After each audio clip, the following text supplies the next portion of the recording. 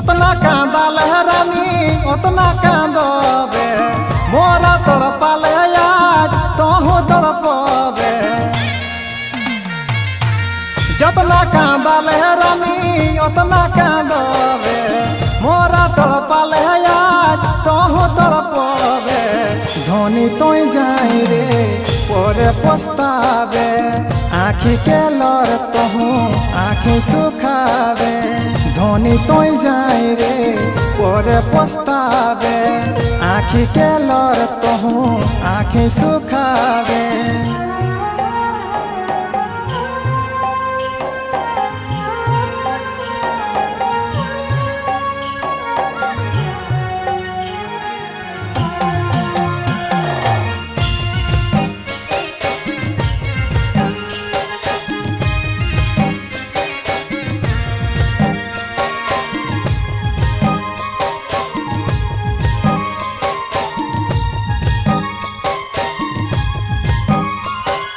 कोतेगे जतने तोरा राखल हियो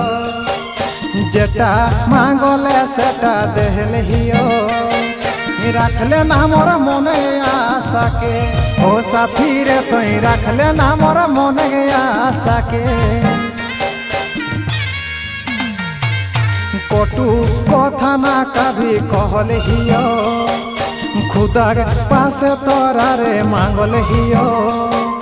बुझले ना मोर भालोबासा के ओ साथी रे तोय बुझले ना मोर भालोबासा के जतना तरसाले रानी उतना तरसबे मोरा पे आशा राखी प्यासे रहबे धोनी तोय जाई रे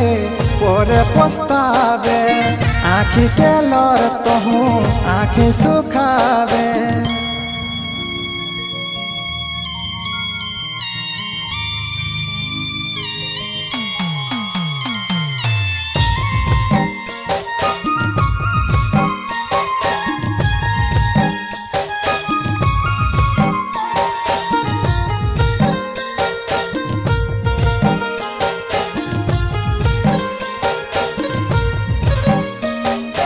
तोही तो हले मोरा आँखी कर तारा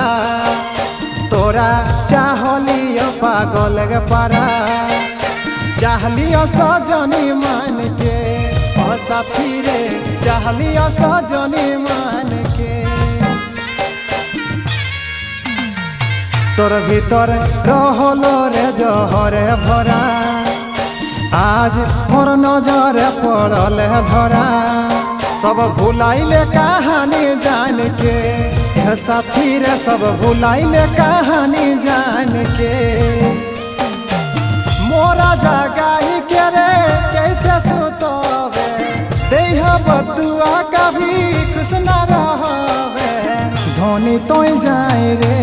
पोरे पछतावे आँखी के लर तोहू आँखी सुखावे।